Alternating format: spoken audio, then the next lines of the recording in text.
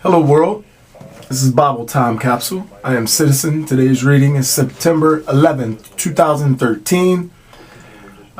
Coincidentally, in remembering those who passed away or were murdered in the World Trade Center bombings, September 11th, 2001.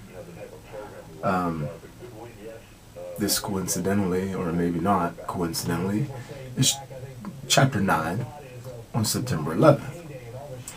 The book of Numbers. Go figure. Let's begin then. Chapter 9, second Passover.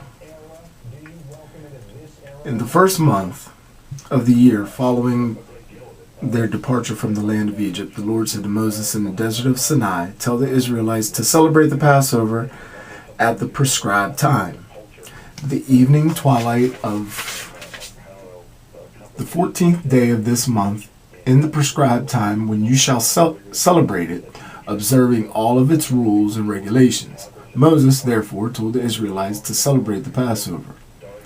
And they did so, celebrating the Passover in the desert of Sinai during the evening twilight of the 14th day of the first month, just as the Lord had commanded Moses. Next section. Passover in special cases.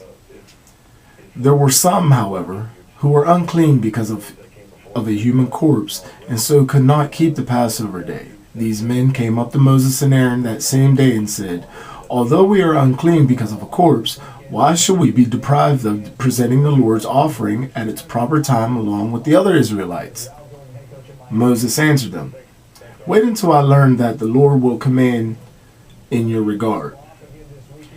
The Lord then said to Moses, "Speak to the Israelites and say, if any one of you or your descendants is unclean because of a corpse, or if he is absent on a journey, he may still keep the Lord's Passover, but he shall keep it in the second month, during the evening twilight of the 14th day of that month, eating it with unleavened bread and bitter herbs, and not leaving any of it until the morning, not leaving any of it over until the morning, nor breaking any of its bones, but observing all the rules of the Passover. However, anyone who is unclean and not away on a journey, who yet fails to keep the Passover, shall be cut off from his people, because he did not present the Lord's offering at the prescribed time. That man shall bear the consequences of his sins. If an alien who lives among you wishes to keep the Lord's Passover, he too shall observe the rules and regulations for the Passover. You shall have the same law for the resident alien as for your native of the land. Next section, the fiery cloud. On the day when the dwelling was erected, the cloud covered the dwelling. Let me start over. On the day when the dwelling was erected, the cloud covered the dwelling, the tent of the commandments. But from evening until morning, it took on the appearance of fire over the dwelling. It was always so during the day the dwelling was covered by the cloud, which at night had an appearance of fire. Whenever the cloud rose from the tent, the Israelites would break camp. Wherever the cloud came to rest, they would pitch camp. At the bidding of the Lord, the Israelites moved on, and at its bidding they encamped. As long as the cloud stayed over the dwelling, they remained in camp. Even when the cloud, even when the cloud tarried many days over the dwelling, the Israelites obeyed the Lord and would not move on. Yet sometimes the cloud was over the dwelling for only a few days.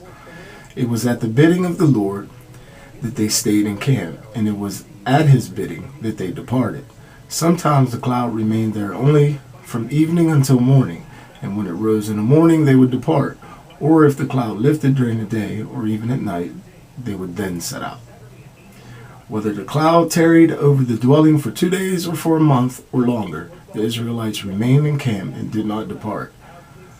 But when it lifted, they moved on.